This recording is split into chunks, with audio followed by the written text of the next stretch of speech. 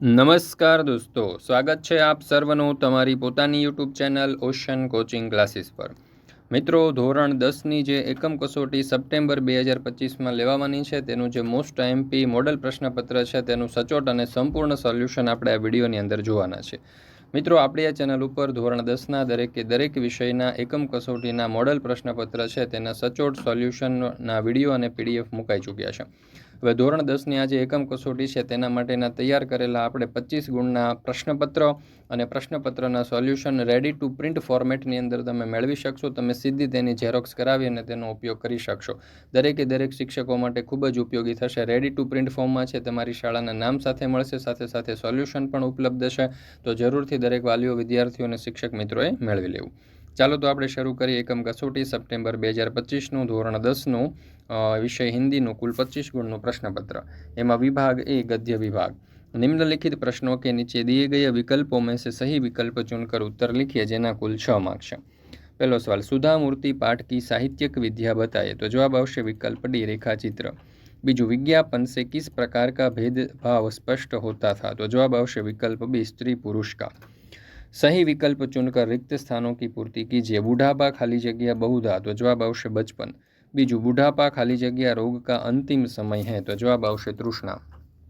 त्यार पछी आगळ, निम्नलिखित प्रश्नों के उत्तर 2-3 वाक्यों में लिखिए। पहलू, मनुष्य समाज को संगठित करने के लिए हमें क्या करना चाहिए।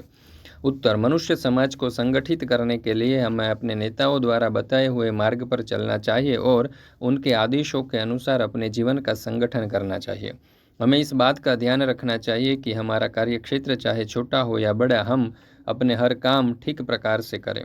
इससे हमारा व्यक्तिगत जीवन संगठित होगा। हमारा व्यक्तिगत जीवन संगठित हो जाने के बाद मनुष्य समाज अपने आप संगठित हो जाता है। मित्रों, धोरण 9 થી 12ની જે એકમ કસોટી છે તે એકમ કસોટીના પ્રશ્નપત્ર એટલે કે 25 ગુણના જે પ્રશ્નપત્ર છે તે પ્રશ્નપત્ર અને તેના સોલ્યુશનની પીડીએફ તમે ઓશન કોચિંગ ક્લાસીસ પરથી મેળવી શકો છો। અહીંયા એકમ કસોટીનું મોડલ પેપર તો મળશે જ, પણ સાથે એના સોલ્યુશન અને ગયા વર્ષની ઓરિજિનલ એકમ કસોટીઓના સોલ્યુશનની પીડીએફ પણ તમે મેળવી શકશો। અને વોટ્સઅપ પર પીડીએફ મેળવવા માટે આજે જ સંપર્ક કરો 7046222254 નંબર ઉપર, અથવા તો આપણી એપ્લિકેશનનું નામ છે ઓશન કોચિંગ ક્લાસીસ। આ એપ્લિકેશન પણ તમે અહીંયાથી ડાઉનલોડ કરી શકો છો। त्यार पछी छे विभाग बी, पद्य विभाग। निम्नलिखित प्रश्नों के उत्तर एक एक वाक्य में लिखिए, जेना कुल 6 मार्क्स है। पहलू, मीरा ने किन के साथ बैठकर लोक लाज खोई। तो जवाब आवश्य मीरा ने साधु संतों के साथ बैठकर लोक लाज खोई। त्यार पछी छे निम्नलिखित प्रश्नों के उत्तर 2-3 वाक्यों में लिखिए। एमां पहलो सवाल, करोड़ों लोगों के उत्साह भरे वचन क्या थे। उत्तर, करोड़ों लोगों के उत्साह भरे वचन थे कि यह भारतवर्ष हमारा महान देश है। दुनिया का ऐसा कौन सा देश है जो हमारे देश का सामना कर सके, यह एक अद्वितीय देश है। त्यार पछी आगळ, निम्नलिखित प्रश्नों के उत्तर 4-5 वाक्य में लिखिए।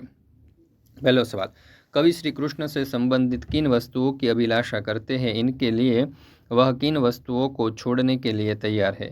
उत्तर, कवि रसखान श्री कृष्ण के प्रति अनन्य श्रद्धा है। वे हर हालत में श्री कृष्ण के समीप रहना चाहते हैं। इसके लिए वे उन वस्तुओं की अभिलाषा करते हैं जिनका संबंध श्री कृष्ण से रहा है।